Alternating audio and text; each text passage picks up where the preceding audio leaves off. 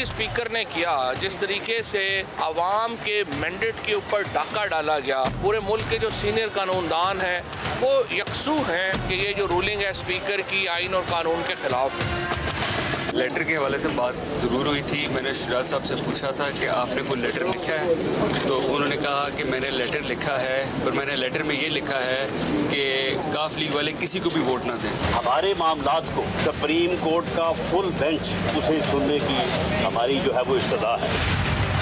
हम तो तौहीन अदालत में नाअहल भी हो जाते हैं। कौम जानना चाहती है कि वो कौन सी सुलेमानी टोपी है कि जो इमरान नियाजी को कानून से बालातर रखती है। अस्सलाम वालेकुम नाज़रीन, प्रोग्राम मेरे सवाल के साथ मैं हूं मंसूर अली खान। नाज़रीन, लगता इस तरह है कि पाकिस्तान की सियासत एक टेस्ट मैच बन गई है। पहले एक इनिंग पार्लियामेंट के अंदर खेली जाती है और उसके बाद दूसरी इनिंग अदालतों के अंदर होती है। जैसे हमें पता लगा कि 22 तारीख को चीफ मिनिस्टर पंजाब के लिए इलेक्शन होना है और उसके बाद डिप्टी स्पीकर ने अपने फैसले का ऐलान भी कर दिया, लेकिन फिर जैसे ही ऐलान हुआ तो ज़्यादातर तज्जियाकारों ने यही कहा कि दूसरी इनिंग इसकी अदालत में खेली जाएगी। आज अदालत के अंदर मैच का आगाज़ हुआ और उसके बाद डिप्टी स्पीकर की रूलिंग के हवाले से बड़े इंटरेस्टिंग रिमार्क्स आए। अभी वो रिमार्क्स आ ही रहे थे कि सियासतदानों की जानिब से, ख़ासतौर पर मुस्लिम लीग नून की जानिब से ये कहा गया कि जनाब ये जो बेंच बार बार एक जैसा ही बन रहा है, हमें इसके ऊपर भी एतराज़ है, फुल कोर्ट होना चाहिए क्योंकि मामला बड़ा सेंसिटिव है। बहरहाल ये मामला तो अब चला गया है पीर वाले दिन तक, लेकिन साथ ही साथ सियासत के अंदर गर्मा गर्मी अब शुरू हो गई है। और आज इस वक्त जब ये प्रोग्राम आप देख रहे हैं तो मुस्लिम लीग नवाज लिबर्टी चौक लाहौर के ऊपर अब इकट्ठी हो रही है। वहाँ पे स्टेज सज चुका है और कहा जा रहा है कि हमजा शहबाज, मरियम नवाज और दीगर मुस्लिम लीग नून के सीनियर रहनुमा वहाँ पे पहुँचने वाले हैं और बड़ी धुआंधार किस्म की तकरीरें होने जा रही हैं। आखिर पाकिस्तान का ये सियासी माहौल जा किस तरफ रहा है ऐसी सूरत हाल में, जब बिजली महंगी हो रही है, महंगाई बढ़ रही है और लोगों का जीना दोबर होता जा रहा है, क्या इस इंतशार की सियासत को हम अफोर्ड भी कर सकते हैं या नहीं? राय लेंगे, तज्जिया लेंगे और इसके साथ साथ कोशिश के मेरे सवालों के जवाब हमें मिल सकें।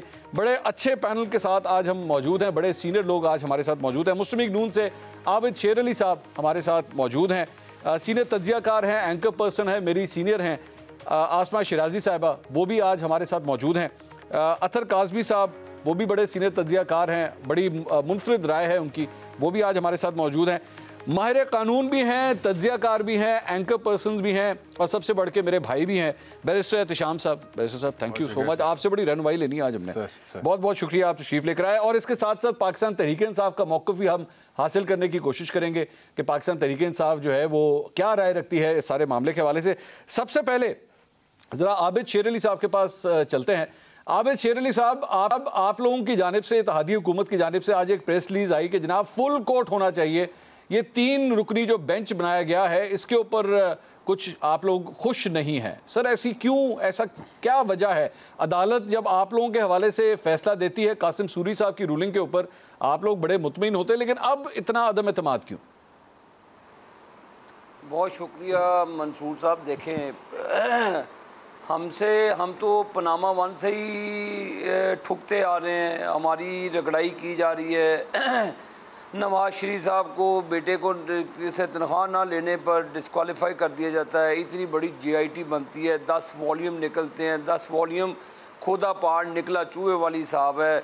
उसके बाद अरबों रुपया खर्च के लंदन के अंदर उसको परस्यू किया जाता है, वहाँ पे भी 32-40 अरब रुपया कौम का ज़ाया कर दिया जाता है, जुर्माना अदा किया जाता है। जब मुस्लिम लीग नून जब ये 4.25 साल तबाही करने के बाद आप फिर मुस्लिम लीग नून को दावत देते हैं जी कि आप हुकूमत साजी कर लें, मुस्लिम लीग नून से इतने मुआशी सख्त फ़ैसले होते हैं, फिर आप टांगे खींचते हैं, कभी इधर से खींचते हैं, कभी इधर से खींचते हैं। आप मुझे बताएं कि मैं तो एक मंसूर साहब आपके तवज्जुह से कौम को पैगाम देना चाहता हूँ। मेरा ख्याल है कि आईन पाकिस्तान को दोबारा लिखा जाए और उसका मुसन्निफ इमरान खान को बनाया जाए और जो वो फ़ैसले करे ताकि अगलों को भी आसानी हो फ़ैसला देने में।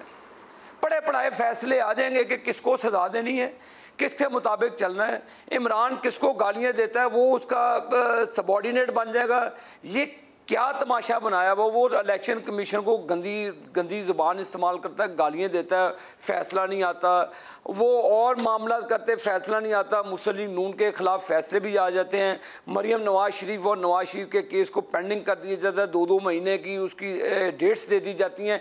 और ये कौन सी होती है, रात को एप्लीकेशन देते हैं और 15 मिनट के बाद ही मामला चल पड़ते हैं। ये हमारे देखे तहफ़्फ़ुज़ात हैं, इसे एड्रेस करना चाहिए।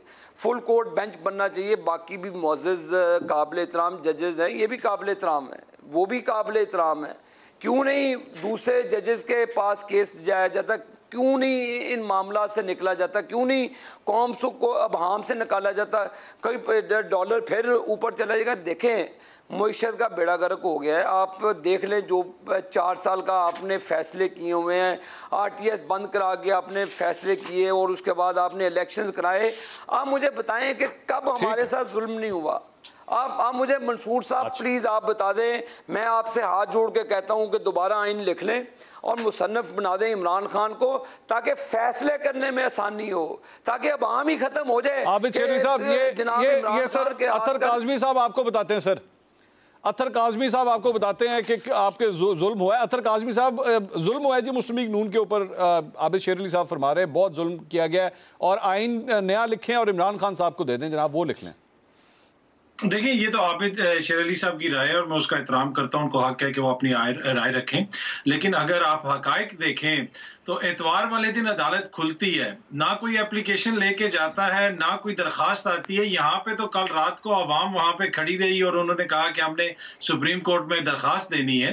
तो एतवार वाले दिन जिस दिन कासिम सूरी की रूलिंग आई थी उस दिन भी तो अदालत खुली थी ना। तो यही अदालतें, यही हमारे इदारे, अगर हम इनको कंट्रोवर्शियल बनाएंगे तो फिर तो देखें हम अनार्की की तरफ जाएंगे। हमारी पसंद का फैसला आए तो हम कहते हैं ठीक है, पसंद का फैसला ना आए तो हम कहते हैं कि जनाब हमारे साथ जुल्म हो गया। और इन्हीं अदालतों से मियां साहब को बाहर भेजा गया। एक सजा याफ्ता मुजरिम को पाकिस्तान की तारीख में पहली दफा जेल से निकाल के इन्हीं अदालतों से रिलीफ मिला ना।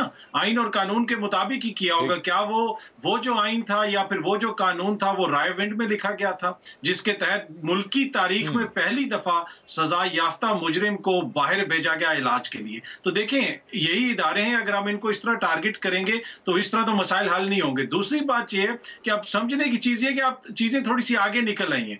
इन्हीं अदालतों में हमने यहां पे भी देखा कि मियां साहब फोन करके जजों को फैसले लिखवाते थे।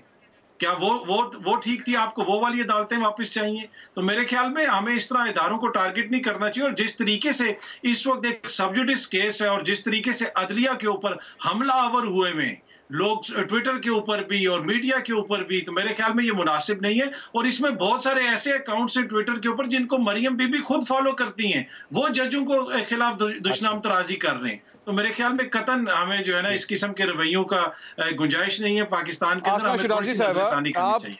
आप बहुत सीनियर हैं, तजुर्बा है। मंसूर साहब एक सेकंड मंसूर भाई एक सेकंड जी जनाब, इनको मैं पैगाम देना चाहता हूँ कि JIT बना के जिस तरह जज मलिक को आपने डिक्टेट किया, इस तरह के आपने फैसले कराने हैं। और बेटे को ना आप ऊपर से मुजरिम किस चीज़ के, नवाज शरीफ साहब क्या आपने साबित किया नवाज शरीफ के खिलाफ? कोई डाका मार लिया, आप नवाज शरीफ की मोटरवे बना के आप सफ़र करते हैं, नहीं तो आपकी कमर टूट जाए। लाहौर से इस्लामाबाद जाके 8 घंटे आप सफ़र करें।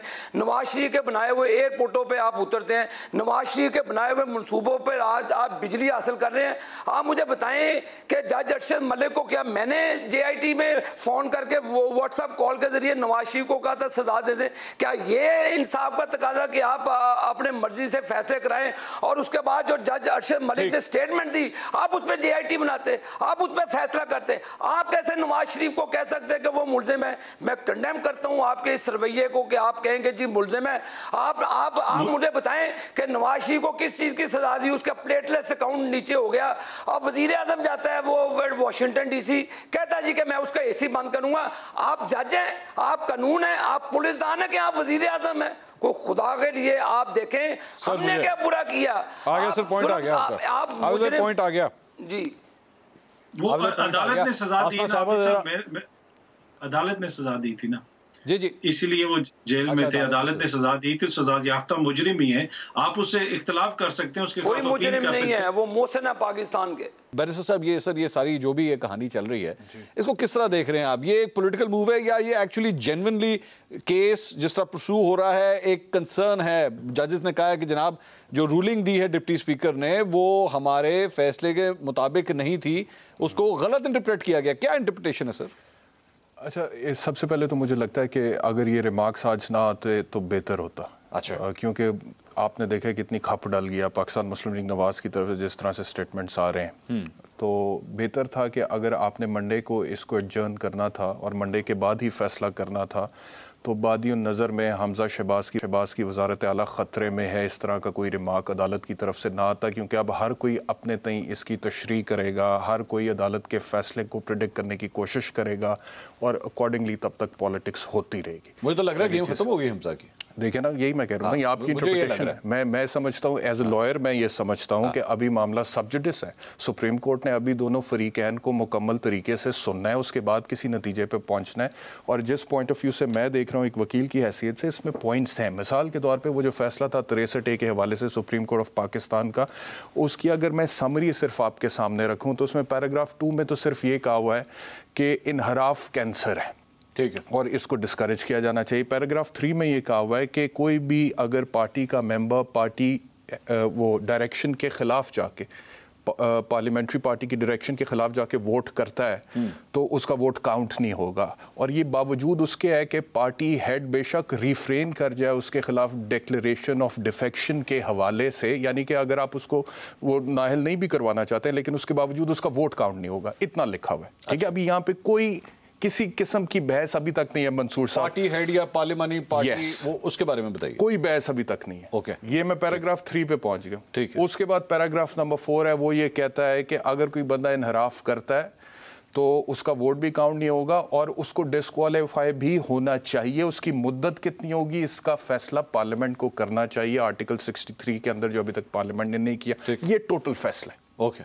इसके अंदर अब पार्लियामेंट्री पार्टी या पार्टी हेड का जिक्र फैसले में कहीं पे भी नहीं है। अच्छा, तो डेप्यूटी स्पीकर साहब 18 अप्रैल का इमरान खान साहब का एक खत है जो बेसिकली उन्होंने लिखा जब वोटिंग हो चुकी हुई थी, 25 लोग वोट डाल चुके हुए थे, तब उन्होंने परवेज इलाही साहब को एक लेटर लिखा और उन्होंने कहा कि जी ये जो 25 लोग हैं इन लोगों ने मेरी डायरेक्शन यानी कि पार्टी हेड की डायरेक्शन के अगेंस्ट जाके वोट डाला है। तो इमरान खान साहब की पोजीशन तो तब तक भी पार्टी हेड की ही थी। तो इसीलिए फिर सुप्रीम कोर्ट को अब चॉइस शुजात साहब को सुनना चाहिए। अच्छा, अगर इमरान खान साहब ने खत लिखा था और उस खत को बुनियाद बना के इलेक्शन कमीशन ऑफ पाकिस्तान ने 20 लोगों को मुनहरिफ होने की वजह से डी सीट किया था और दोबारा इलेक्शन हुआ है, तो अब चॉइस शुजात साहब को बुलाया जाना चाहिए। ठीक है, यही तो पॉइंट है कि उनसे पूछा जाना चाहिए क्या आपने कोई डायरेक्शन दी थी, इलेक्शन डे से पहले दी थी, उसको कम्युनिकेट किया था, उसका मौजूद है? अगर तो ये सब कुछ था फिर तो ये सेम वो केस है जो पीटीआई का था। आज कह दिया कि मैंने जाके पूछा था, मैंने उनसे जाके पूछा चौधरी शुजात से, चौधरी शुजात ने कहा हाँ मैंने लेटर लिखा हुआ है, लेकिन उन्होंने कहा कि मेरी नॉलेज के मुताबिक उसमें यह कहा गया था कि आपने कहीं भी वोट नहीं। देखिए, Munnas Ilahi is a party to the entire thing. उनके तो वालिद साहब डायरेक्ट बेनिफिशियरी है ना। नहीं, बट ही इज एक्सेप्टिंग कि लेटर आया है, वो एक्सेप्ट करेंगे। उन्होंने कहा कि हाँ मेरी चौधरी शुजात से बात हुई है, लेटर लिखा गया। तो अदालत को अब ये इस चीज में देखना पड़ेगा कि अगर लेटर लिखा गया चॉइस शुजात की तरफ से, इन टाइम लिखा गया, पार्लियामानी पार्टी को इन्फॉर्म किया गया कि आपने हमजा शहबाज को वोट डालना है, तो फिर ये फटा है। फिर ये इतनी आसानी से आप ये नहीं कह सकते कि ये वोट वाकई में काउंट होने चाहिए थे और डिप्टी स्पीकर की रूलिंग गलत है। आसमा शिराजी साहब हैं जी हमारे साथ। आसमा साहिबा, वो सॉरी आप डिस्कनेक्ट हो गई थी, मैं दोबारा आपसे राब्ता हुआ है। ये मुस्लिम लीग नून की एक पॉलिटिकल मूव आप इसको कहेंगी, इसको डिस्क्राइब करेंगी, या एक जेन्युइन कंसर्न है जो मुस्लिम लीग नून सामने रख रही है? देखिए, मैं उससे हटके थोड़ा सा मंसूर ये जरूर कहूंगी कि ये कंसर्न है या नहीं है, लेकिन आइन की जो पोजीशन है, देखिए जब ये इनहराफ वाला फैसला आया था कि 63A के ऊपर जो है वो काम करते हुए जो मुनहरिफ हो उसके वोट को शुमार ना किया जाए, तो मैंने और आपने सबने शोर मचाया था कि ये कॉन्स्टिट्यूशन के अंदर नहीं लिखा गया। इसको सुप्रीम कोर्ट ने क्यों जो है वो इसके अंदर शामिल किया, ये आइन में इसको रीराइट करने के मुतरादिफ है। लेकिन उस वक्त पाकिस्तान तहरीक इंसाफ क्या कर रही थी? तहरीक इंसाफ उस वक्त उछल रही थी, जंप लगा रही थी, मिठाइयाँ बांट रही थी, खुश हो रही थी और अदालत के गीत गा रही थी। मगर आज जब वही फैसला जो है उनके ऊपर पड़ा है, तो आज वो कह रहे हैं कि नहीं, वो कॉन्स्टिट्यूशन का 63A बता रहे हैं जिसमें कि पार्टी हेड क्या कहता था उसको वो मेंशन करे। तो मेरा ख्याल है कि पहले तहरीके इंसाफ कॉन्ट्रडिक्शन जो है उसको खत्म करे और क्लैरिटी के साथ सामने आए। बिल्कुल दुरुस्त बात है, आइन के मुताबिक अगर कोई अपनी पार्टी को डिफाई करता है, वोट कास्ट करने के बाद वो उसको डीसीट किया जा सकता है, जो कि ये 20 लोग डीसीट हुए थे। कल ये उसूल दुरुस्त था, तो आज ये उसूल कैसे गलत हो गया? और चौधरी शुजात साहब को क्या किसी ने चैलेंज कर रखा है कि वो पार्लियामेंट्री लीडर हैं या नहीं है, वो पार्लियामेंट्री हेड है या नहीं है? वो इस वक्त पाकिस्तान की उस जमात के जिसके 10 लोगों ने वोट किए हैं उसके वो सरबराह हैं, उसके वो कायद हैं, उन्होंने टिकट बांटे, उन्होंने अपने लोगों को जो है वो इंस्ट्रक्शंस दी कि किस तरह से इलेक्शन जीतना है, उन्होंने निगोशिएट किया, उन्होंने बातचीत की। अगर उनके बांटे हुए टिकट जो हैं उनकी बात नहीं मानते तो फिर मुझे ये बताइए कि फिर किसकी बात मानी जाएगी? वही इमरान खान साहब जो 4 अप्रैल को खत लिख रहे थे और ऑर्डर्स कर रहे थे, वो इमरान खान साहब का खत दुरुस्त था और चौधरी शुजात का जो खत है वो गलत है। तो मेरा ख्याल है कि आइन के मुताबिक चलना चाहिए, किसी की मंशा के मुताबिक नहीं चलना चाहिए। अतर काज़मी साहब से जरा मैं राय लूं इसके ऊपर, तो कबूल करेंगे, मुझे इजाजत दीजिए। अदलिया का ये फैसला होगा तो कबूल करेंगे, ऐसा नहीं होना चाहिए। तो कॉन्स्टिट्यूशन, फिर कॉन्स्टिट्यूशन को बंद कर दें, उसको लपेट के साइड पे रख दें अगर आपने अपनी मर्जी की इस्तेलाह उसमें इस्तेमाल करनी है और तशरीह करनी है। तो अतर काज़मी साहब, आसमा साहिबा जो बात कर रही हैं और उसके अंदर मैं जरा थोड़ी सी एडिशन करके मेरा ये सवाल है कि आर्टिकल 63A का मकसद ये था कि जो भी सियासी जमात का सरबराह है, वोटिंग का पैटर्न उसके हाथ में होना चाहिए, वो इंस्ट्रक्शंस दे और वो डिसाइड करे कि जनाब उसकी पार्टी किधर वोट करेगी। मिसाल के तौर पे ज़्यादातर हमारे जो पार्टियों के सरबराह हैं वो कौमी असम्बली में होते हैं, वो सूबाई असम्बलियों में नहीं होते, लेकिन कौमी असम्बली में बैठते हुए कम अज़ कम वो ये फैसला तो कर सके कि सूबाई असम्बली में अगर उसकी पार्टी के लोगों ने वोट डालना है तो किस तरफ डालना है, कैसे डालना है। अगर मिसाल के तौर पर एक पार्टी के 3 या 4 लोग एक सूबाई असम्बली के अंदर हैं और वो बैठ के ये फैसला कर लें कि जनाब हमने तो फलां जगह वोट डालना है, भाड़ में गया पार्टी का सरबराह, वो जो मर्जी डीले करता रहे, किसी से कोलिशन करे ना करे, हमें कोई फर्क नहीं पड़ता। आपके ख्याल में उसकी रूह से क्या ये पार्टी के सरबराह का हक नहीं होना चाहिए कि वो डिक्टेट करे या बताए कि जनाब पार्टी किधर वोट करेगी? जी, एक तो देखें जिस तरह ये मामला सब जुडिस है, मौजूद अदालत इसका फैसला करेगी, लेकिन आपने बड़ा इंपॉर्टेंट क्वेश्चन किया, आपने रूह का जिक्र भी किया। देखें यहाँ पे ये है कि ये पहला इलेक्शन नहीं है, ये इलेक्शन का रन ऑफ है, ये उसी इलेक्शन का तसलसल है। पहले आपने जब परवेज अलाई को वोट डाले उस वक्त क्या कोई इस तरह की हिदायत दी गई थी? अचानक क्या हुआ कि जब रन ऑफ होने लगा तो कहा कि वही हमारा जो अपना जमात का कैंडिडेट है, आपने उसको वोट नहीं डालना। दूसरी बात यह है कि पहले जो तनाजा ये था कि पीटीआई के लोग किसी दूसरे को वोट डाल रहे थे। यहाँ पे तो एक जमात है, उसका अपना कैंडिडेट है, उन सब ने अपनी जमात के लीडर को वोट डाले, तो क्या आइन की रूह से, अतर साहब एक मेरा सवाल, अतर साहब मैं आपकी पॉइंट आ गया, मेरा एक सवाल, सादिक संजरानी को जब चेयरमैन सेनेट बनाया गया था, उस वोटिंग में जब बनाया गया था, उस वोटिंग में पाकिस्तान तहरीक इंसाफ और पाकिस्तान पीपल्स पार्टी इकट्ठे थे, उन्होंने बनाया। बाद में जाके सादिक संजरानी के खिलाफ तहरीक अदम एतमाद आई तो पाकिस्तान पीपल्स पार्टी भी उसका हिस्सा थी। सियासी जमातों के टैक्टिक्स और सियासी जमातों के फैसले तो तब्दील होते रहते हैं। ये वही मतलब परवेज अलाई साहब है जिनको इमरान खान साहब पंजाब का सबसे बड़ा डाकू कहते थे, लेकिन उसे ही अपना सीएम बनाने के लिए भी वो राजी हो गए। सियासी जमातों में तो ये होता रहता है, लेकिन क्या इसकी कोई टाइम लिमिट है कि जनाब आपने एक पहले राउंड से पहले जो फैसला कर लिया वही काउंट होगा, दूसरे और तीसरे राउंड में आप फैसला नहीं तब्दील कर सकते?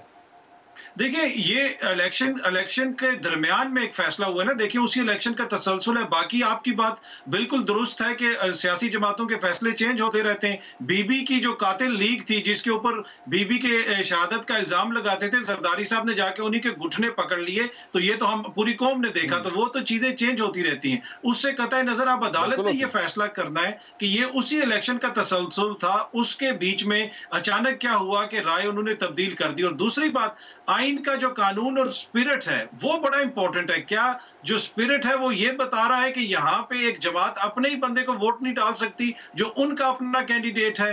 क्या ये भी देखना, ये भी सोचने की चीज है यहाँ पे। तो मेरे ख्याल में ये दो मुख्तलिफ चीजें, अगर आप किसी दूसरी जमात को वोट देंगे ऑब्वियसली आप अपने पार्टी के लीडर के खिलाफ जा रहे हैं। इस पे अतर साहब, इस पे पॉइंट है अतर साहब, ये जो पॉइंट है कि जी एक जमात अपने बंदे को वोट नहीं दे सकती, अगर उस एक जमात के अंदर वो एक बंदा अपनी पार्टी के सरबराह से मुनरिफ हो चुका है। मिसाल के तौर पे मैं एग्जांपल दे देता हूं, आज ख्वाजा सलमान रफीक भी पंजाब असेंबली के अंदर हैं, हमजा शहबाज भी हैं। हमजा शहबाज सीएम की स्लॉट के लिए खड़े होते हैं, ख्वाजा सलमान रफीक कहते हैं जी मैं भी आपको कंटेस्ट करूंगा। तो कल को अगर शहबाज शरीफ कहें कि नहीं जनाब सबने वोट हमजा को डालना है, तो आप ये तो नहीं कह सकते देखें जी आपकी अपनी जमात का बंदा था सलमान रफीक, आपने उसे वोट क्यों नहीं डालने दिया। ये तो पार्टी के सरबराह की मर्जी है ना, वो जिसको मर्जी हुक्म दे कि जनाब आपने इसको वोट डालना है। जी जी बिल्कुल, जिस तरह मैंने पहले भी अर्ज की कि ये तो अब अदालत ने फैसला करना है, लेकिन ये जो आपने मिसाल दी ना, काश कभी ऐसा हो जाए कि इन दो खानदानों के बच्चों की गुलामी से हम निकलें और कोई बंदा खड़ा होकर कहे कि मैं आपके बच्चे से ज्यादा अहल हूं, मुझे यहाँ पे इलेक्शन लड़ने दो। बहुत सारे दीगर लोग भी इन जमातों में, काश कभी आपकी और मेरी ये ख्वाहिश पूरी हो जाए। अच्छा, वो वैसे शाहिद खान अब्बासी भी इस मुल्क के वज़ीर आज़म रह चुके हैं। चले मजीद बात करते हैं नाज़रीन, एक ब्रेक लेते हैं, ब्रेक अशम को मजीद आगे बढ़ाएंगे और भी कई सवालात हैं, सारी चीज़ें जुड़े। आखिर ये पाकिस्तान की सियासत जा किस तरफ रही है, क्योंकि आज दिन भर एक और खबर भी गर्दिश करना शुरू हुई कि जी इलेक्शंस के ऊपर भी बात हो सकती है। किस हद तक ये बात ठोस है या नहीं है, चूँकि इदारे की जानिब से, इस्टेब्लिशमेंट की जानिब से जो मैसेजिंग आई है वो ये है कि जी हमारा कोई ताल्लुक नहीं है इन मामलात के साथ, ये सियासी जमातों ने खुद बैठ के तय कर दी है। क्या वाकई कुछ है या ये बिला वजह की एक अफवाह उड़ी हुई है, इस पर भी आबिद शेर अली साहब से भी बात करेंगे और हमारे साथ सेनेटर शिबली फराज साहब भी मौजूद होंगे, उनसे भी ज़रा राय लेते हैं एक ब्रेक के बाद। हमारे साथ रहिएगा।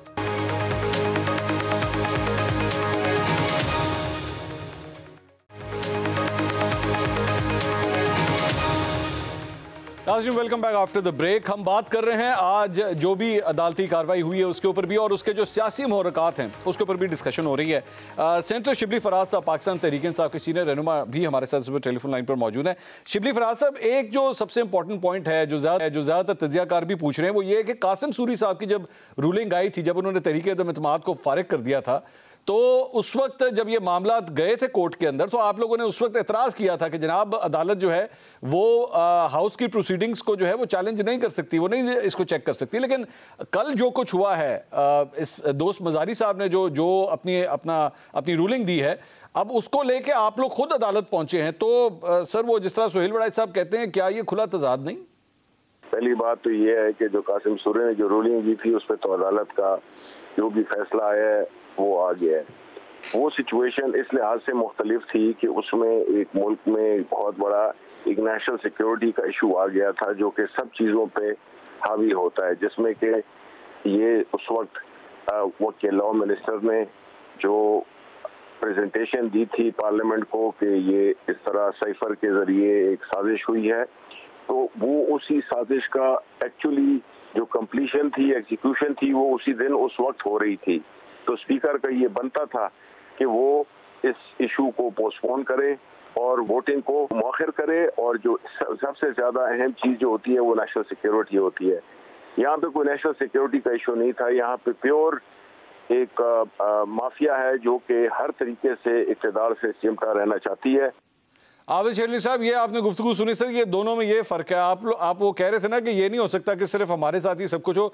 शिबली फराज साहब ने काफ़ी क्लियर कर दिया कि दोनों में फ़र्क है। जी क्या फ़र्क है जी, आप मुझे बताएं कि एक जमहूरी डेमोक्रेटिक तरीके से मंसूर साहब एक vote of no confidence move की जाती है। इमरान खान साहब कहते हैं जी मैं तीनों का इंतज़ार कर रहा था, मैं एक विकेट से एक बॉल से 3 विकेट उड़ाऊँगा। आखिर अपनी विकेट जब उन्होंने तरले कर लिए, जब उनकी नैपियाँ चेंज होती थी, आपको भी पता है अब इस डिटेल का, तो उन्होंने जब हाथ खड़े किए न्यूट्रल हो गए तो ये साहब फिर चीखते हैं, फिर साजिश का बहाना इन्होंने नैरेटिव डेवलप किया, वो भी आपके सामने है। मैं आपके एक नोटिस में लाना चाहूँगा, मेरी बहन आसमा भी बैठी हैं और भी बैठे हैं, जब नवाज शरीफ साहब को डिस्क्वालीफाई किया गया जी, नाअहल कर दिया लाइफ टाइम के लिए, उनको फिर उसके बाद एक और फैसला आया साकिब निसार का जी के प्रेसिडेंटशिप से भी वो जाएं। हमारे 12 जो लोग थे सेनेट के अंदर, आज तक वो पार्टी के सिंबल के ऊपर, मंसूर साहब आपको याद होना चाहिए कि वो पार्टी के सिंबल पे नहीं है कि ताकि उनको जिधर मर्जी वोट डलवा लें। इन्होंने पूरी कोशिश की, हमारी सादिया अब्बासी साहबा को डिस्क्वालीफाई किया गया, हारून अख्तर को डिस्क्वालीफाई किया गया, लेकिन उसी बेस पर फैसल वाडा को 3 साल दिए गए। जो इनका डिप्टी स्पीकर बैठा था सूरी, 4.25 साल फेक डिग्री जाली कागजात के ऊपर स्टे ऑर्डर पे 4.25 साल चलता रहा। उस वक्त किसी को कोई ना आइन की परवाह ना किसी चीज़ की परवाह, चले उनकी मर्जी है। आप मुझे बताएं कि नवाज शरीफ साहब ने जब टिकट अवार्ड किए, पार्टी हेड थे, जब साकिब निसार ने कहा जी कि ये नहीं मानते, उसके बाद पार्लियामेंट्री लीडर थे राजा जफरुल हक साहब, उनके सिग्नेचर से उन्होंने माना ही नहीं। ये रिकॉर्ड का हिस्सा है। मंसूर साहब निकाले सेनेट का वो इलेक्शन 2018 का, लाए जजमेंट साकिब निसार साहब की, जिसमें राजा जफरुल हक हमारे पार्लियामेंट्री पार्टी के लीडर थे, हेड थे। उनके जब नवाज शरीफ साहब का उन्होंने लेटर नहीं माना तो माना उन्होंने हमारे पार्लियामेंट्री पार्टी के लीडर का भी नहीं था। अब देखे ना, नून लीग की बारी है, मीठा मीठा हब हब कड़वा कड़वा थू थू, ऐसे नहीं होता। नहीं आबिद साहब, मुझे एक बात बताएं, उसके ऊपर आबिद साहब एक मिनट मेरा सर सवाल सुन लीजिएगा। आपकी आर्गुमेंट से ये लग रहा है, जाहिर बात है मुझे नहीं पता कल को फैसला क्या आता है, लेकिन अगर फैसला आप लोगों के खिलाफ आया तो मुझे लग रहा है आप लोगों ने उसके अगेंस्ट प्रोटेस्ट करना है और आपने मानना नहीं है फैसला, ग्राउंड जैसे इसका तैयार कर रहे हैं। मैं तो मंसूर भाई, मैं तो आपके सामने अपना केस प्रेजेंट कर रहा हूँ। माजी में जस्टिस साकिब निसार साहब, जस्टिस खोसा साहब, उनकी आप उनकी जजमेंट तो मंगाएं प्लीज़, पढ़ दे कौम के सामने कि नवाज शरीफ साहब ने बीइंग हेड एक लेटर पे अपने सेनेट के लोगों का टिकट इशू किया। उसके बाद सुप्रीम कोर्ट ने एतराज़ किया। हमारे पार्लियामेंट्री लीडर थे उस वक्त राजा जफरुल हक साहब, तो वो शहबाज शरीफ साहब सदर थे, कायद हमारे नवाज शरीफ साहब थे। उन्होंने हमारे पार्लियामेंट्री पार्टी के हेड का वो फैसला अदालत उस्मा ने नहीं माना, रिकॉर्ड का हिस्सा है। आज भी आप जो 25 मुनर्रफ अफराद हैं, एक सेकंड लूंगा, 25 लोगों का फैसला आपने, मैंने, आसमा बहन ने या मेरे भाई अतर साहब ने नहीं किया, ये फैसला अदालत उस्मा ने किया। या तो फिर वो लोग बहाल हो जाएं, उनकी वैलिड रीजन होगी, या ये चीजें कैसे, ये देखे ना, एक ही सड़क पे एक ही तरफ ट्रैफिक चलाएं, ये दो राह ट्रैफिक वन वे पे नहीं चला सर, दूसरी साइड पे तो यही मसला फंसा है ना सर, दूसरी साइड पे भी तो यही मसला फंसा है। जरा मैं यही अच्छा चले, मैं यही सवाल शिबली साहब से भी कर लेता हूं, आपसे तो मैंने पूछ लिया, मैं शिबली साहब से भी कर लेता हूं। चलें, अगर आपके अगेंस्ट फैसला आया, शिबली साहब ये बताइए कि अगर आपके अगेंस्ट फैसला आया, यानी हमजा शहबाज को एक्चुअली कंटिन्यू कर दिया गया, उनको वजीर आला बरकरार रखा गया, तो फिर तहरीक इंसाफ क्या उस फैसले को आप कबूल करेंगे या नहीं करेंगे? देखें, हम तो आइन की बालादस्ती में यकीन रखते हैं और हम ये समझते हैं कि जो भी फैसले होंगे वो आइन और कानून के मुताबिक होंगे। फैसला अगर हमारे हक में नहीं आता तो ये कोई नई बात नहीं होगी। असल चीज़ क्या है कि हम इस वक्त जो खड़े हैं जिस जगह पर, जिस तरह के मुल्क की सूरत हाल है, मुआशी हो गई, सियासी हो गई, इस अदम इस्तेकाम से हम दो चार हैं, और जिस तरीके से इस मुल्क पे मुसलत कर दिए गए हैं वही चोर डाकू, तो अवाम तो बड़े शदीद गम गुस्से में है। और अवाम जो है हमारे साथ खड़ी हुई है, इमरान खान के साथ खड़ी हुई है, और हमारा मुतालबा फिर वही आता है कि इन बहसों में पढ़ने के बजाय इसके कि मुल्क जो कि रोज़ाना की बुनियाद पर नीचे जा रहा है, उसको हम एक ठहराव दें और हम नए फ्रेश इंतखाबात चाहते हैं, और हमारा कोई डिमांड नहीं है। ये बड़ा अच्छी बात, ये जो आपने कही है ना, फ्रेश इंतखाबात चाहते हैं। आसमा साहिबा, मुझे जरा खबर वाली साइड पे आइए सर, बड़ा टाइम हो गया सर। जी जी जी, एक सेकंड, एक मिनट। जब हम जब इंतखाबात का मुतालबा कर रहे थे पीडीएम के, ये तो कहते थे हम एक दिन पहले भी नहीं करवाएंगे इंतखाबात। अब क्या मसला हो गया? अब कौन सा गम गुस्सा आ गया जी अवाम के ऊपर? आपके मामला ठीक हो, हमें तो पनामा वन से विक्टिमाइज हैं हम चीज़ों के। हमारी लीडरशिप को इलेक्शन में सर मुझे जरा आसमा साहिबा से सर पॉइंट लेने दें, आप मर्दों की तरह। सर आसमा साहिबा से जरा रहनुमाई लेने दें। आसमा साहिबा, मुझे ये बताइए, क्योंकि ये आज एकदम गुफ्तगू शुरू हुई है कि जनाब इलेक्शंस हो सकते हैं, प्रेशर डेवलप हो रहा है, बात हो रही है कि आए जी बैठ के बात करते हैं, लेकिन इदारे की जानिब से इसको डिनाई किया गया। आपके पास कोई खबर है इस सिलसिले में? देखिए, बिल्कुल तरदीद तो की गई है, लेकिन इससे पहले ही जो कॉलिशन है वो इस नतीजे पे पहुंच चुकी थी कि मामला जो है वो दुरुस्त नहीं है, और जो पूरी सपोर्ट है वो अभी तक ये कॉलिशन की जानिब से जो मुख्तलिफ लीडर्स हैं उनकी तरफ से ये बात हुई है कि ये सपोर्ट अभी भी इमरान खान साहब को जो है वो दी जा रही है। तो एक ज़ाहिर है उसकी बहुत सारी एविडेंसेस भी हम देखते हैं कि जिस तरह से पाकिस्तान मुस्लिम लीग नवाज़ और पाकिस्तान पीपल्स पार्टी के लोगों के खिलाफ 2018 के इलेक्शन से पहले ही मामला जो थे वो उनके खिलाफ होना शुरू हो गए थे। वो मामला अभी तक जो है वो इमरान खान साहब के साथ देखने को नहीं मिले, और इसमें शायद किसी और की नहीं, खुद इस कॉलिशन की कमजोरी ज्यादा नजर आती है। लेकिन बहरहाल अब वो ये इल्जाम दे रहे हैं कि उनको फ्री हैंड नहीं था। फ्री हैंड किसकी तरफ से नहीं था, आपको किसने रोका था? आप आए थे तो पूरी तैयारी के साथ आए थे, तो अब बहुत इल्जाम आपने लगाए, लेकिन केसेस जो या मुकदमात जो है वो हमने नहीं देखे जो कि बनाए गए। लेकिन एक बात जो है वो बहुत इंपॉर्टेंट है, वो ये है कि अगर ये खबर दुरुस्त है कि वो नरम मुदाखलत की बात कर रहे हैं कि हम जो है थोड़ा सा इंटरवेंशन करेंगे या इंटरफेरेंस उनकी होगी, तो उनको ये बिल्कुल ये इस्टेब्लिशमेंट को खुले अपने जहन से ये निकालना चाहिए। उनकी इंटरफेरेंस और इंटरवेंशन की वजह से पाकिस्तान यहाँ पे आके खड़ा हुआ है।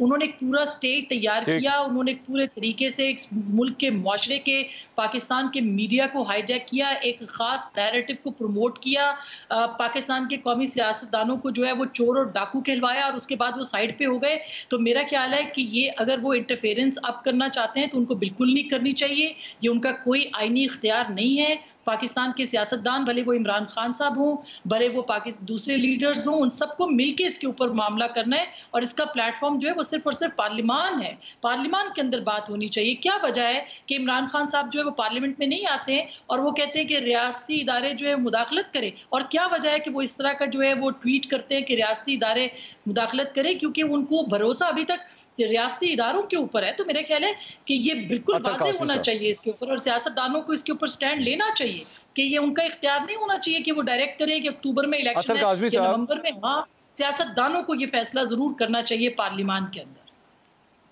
अतर काज़मी साहब, क्या ये ज़रूरत है कि नहीं कि एस्टैब्लिशमेंट अपने आप को दूर रखे, लेकिन इमरान खान साहब ये कहते हैं कि नहीं जी आप बीच में आए, इंटरवीन करें?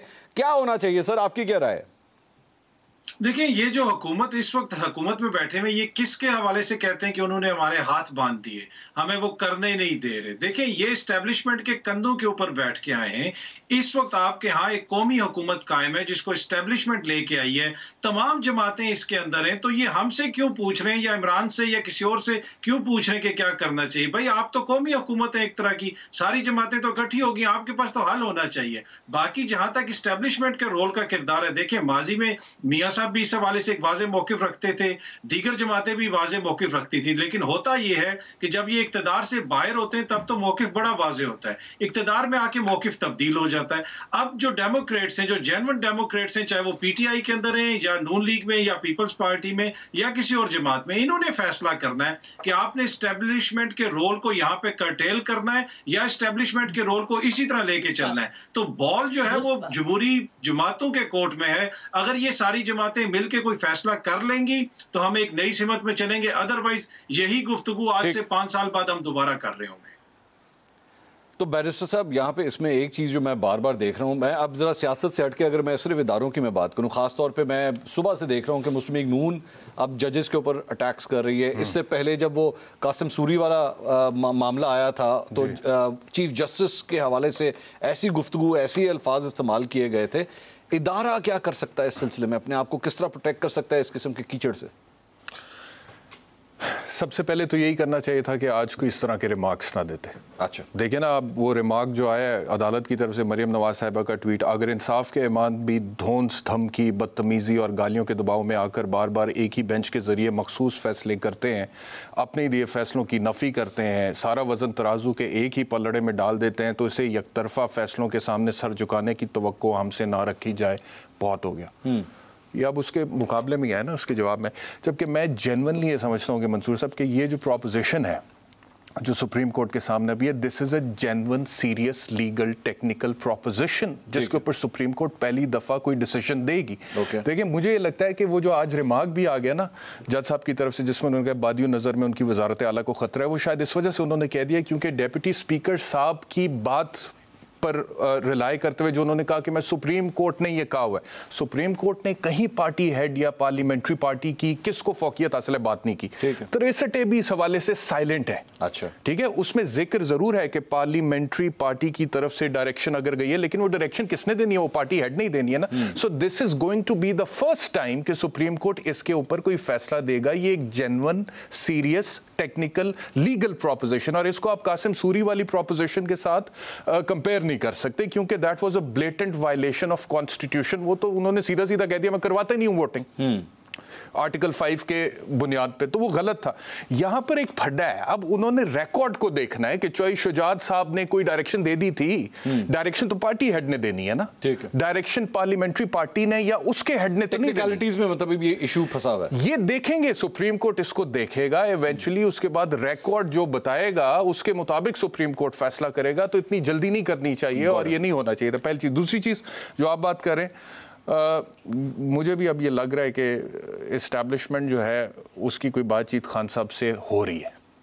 मैं पूछ लूं, शिबली फराज साहब से भी पूछ लेते हैं। अब शिबली फराज साहब, ये इस्टेब्लिशमेंट के हवाले से जो खबरें आ रही हैं कि जी नरम मदाखलत है, ये लफ्ज़ भी वैसे मैंने पहली दफ़ा सुना है, नरम मदाखलत तो होती है तो सख्ती होती है। तो अगर ये खबरें दुरुस्त है तो क्या इमरान खान साहब शहबाज शरीफ साहब के साथ, आसिफ अली जरदारी साहब के साथ एक मेज़ पे बैठने पर सर तैयार हो जाएंगे? नहीं, बिल्कुल नहीं बैठेंगे जी। देखिए, पाकिस्तान तहरीक इंसाफ इस वक्त मुल्क की सबसे बड़ी पूरी फेडरेशन की पार्टी है, और वो लोग जिन्होंने कि इस साजिश को और इस मदाखलत को पॉसिबल किया, जिससे कि एक अच्छी भली चलती हुई हुकूमत को गिराकर और ऐसे निकम्मों को ला के बिठा दिया गया, तो हम तो उनसे बिल्कुल नहीं बात करेंगे। हमारा एक ही मुतालबा है, आप इलेक्शन करो, इलेक्शन की डेट अनाउंस करो, और हम जो है तो फिर हर एक के साथ बैठने को तैयार हैं कि इसकी जो तफसीलात हैं और इसकी जो लॉजिस्टिक्स हैं उनको हम किस तरह से तय कर सकते हैं। लेकिन हम इससे पहले कोई बैठने वाले नहीं हैं। ये जो है तो पाकिस्तान तहरीक इंसाफ किसी ऐसी मीटिंग का या किसी भी ऐसी अरेंजमेंट का हिस्सा नहीं बनेगी। नहीं तो आबिद शेर अली साहब, सर ये मसला किस तरह हल होगा? मुज़ाकरात नहीं होंगे, मफाहमत नहीं होगी, मामला तय किस तरह होंगे? आबिद साहब, मुज़ाकरात नहीं, हम तो वैसे नहीं इनसे बातचीत करते, लेकिन शहबाज शरीफ साहब ने charter of economy on the floor of the house पेश किया था। मैं ये अभी मेरे भाई ने फरमाया जी कि ये सीरियस प्रोपोजिशन है और इस पर इतनी जल्दी नहीं होनी चाहिए, तो मेरी आपसे आपके तवज्जो से फिर मेरी भी ये डिमांड है कि फुल कोर्ट इस पर बेंच बनना चाहिए, फुल कोर्ट रेफरेंस होना चाहिए, ताकि एक ही मरतबा डिसीजन पूरी सुप्रीम कोर्ट की तरफ से आ जाए, ताकि किसी को अब हाँ ना रहे कि जी ये 3 ना होते 5। मैं जरा जल्दी से यही सवाल सबके सामने रख दूं, मुझे आबिद साहब, मैं जरा जल्दी से यही सवाल सबके सामने जरा क्विकली जी जवाब दीजिएगा, टाइम बड़ा। आसमा साहब, आप क्या समझती हैं, फुल कोर्ट होना चाहिए क्या? ये बात ठीक है? छोटा जवाब दीजिएगा, आगे भी जाना है मैंने। क्यों नहीं होना चाहिए? आई मीन क्या कबाहत क्या है? क्यों सिर्फ 3 जज बैठ के फैसला कर रहे हैं? और अगर कोई पार्टी सवाल कर रही है इसके ऊपर तो फुल कोर्ट करने में क्या हर्ज है? होना चाहिए। ठीक है, ठीक। अतर काज़मी साहब, आपकी क्या राय है सर? देखिए, ये जो जज साहिबान बैठे हुए, ये पाकिस्तान की सबसे बड़ी आईनी अदालत के जज साहिबान हैं। उनके ऊपर इस तरह शक करना मेरे ख्याल में ये कतई मुनासिब नहीं। कोई भी जमात करे, पीपल्स पार्टी वो करें, पीटीआई करे या नून लीग करे, तो मेरे ख्याल में बाकायदा एजेंडे के तहत यहाँ पे अदालत को मुतनाज़ा बनाने की कोशिश की जा रही है। मैं बैरिस्टर आप तो हंसे थे, अभी क्यों हंसे आप? वो तो मैं इस वजह से हंसा कि जिसके खिलाफ फैसला आ जाता है वो फिर बातें करता है, और जिसके हक में आ जाता है वो फिर कहता है कि जी बिल्कुल ठीक है और इदारों पे हमला नहीं करना चाहिए। मेरा ख्याल है कि लार्जर बेंच अगर हो जाए तो कोई हर्ज नहीं है। फुल कोर्ट का मतलब कि सारे 17 जज बैठे, वो जरूरी नहीं है। लार्जर बेंच अगर हो जाए तो कोई उसमें हर्ज नहीं है। वैसे ये चीफ जस्टिस ऑफ पाकिस्तान का प्रेरोगेटिव है, मतलब कि हम उन्हें डिक्टेट तो नहीं कर सकते, लेकिन देखें ना, उन्होंने सुना ही है ना सारों को, पहले भी सुना है। तो एक हाउस ऑफ लॉर्ड्स की जजमेंट है जिसमें ये दिया हुआ है कि किसी भी अदालत के फैसले की अगर अवाम की नज़रों में एक्सेप्टेबिलिटी नहीं है तो फैसला दुरुस्त नहीं है। अच्छा, ये हाउस ऑफ लॉर्ड्स की जजमेंट है। कितनी अवाम सर, ये भी तो यहाँ पे तो पोलराइजेशन इतनी ये बात आपकी सही है, लेकिन फिर भी अगर आप मतलब कि इसमें कोई हर्ज नहीं है, लार्जर बेंच बन सकता है। अगर इस तरह हो जाए तो क्या टेम्परेचर नीचे आ सकता है? मेरे ख्याल में देखें ना, PMLN का भी मुतालबा है कि जी अगर ज़्यादा जज साहिबान को लार्जर बेंच बनता है, ये भी राजी हो जाएंगे।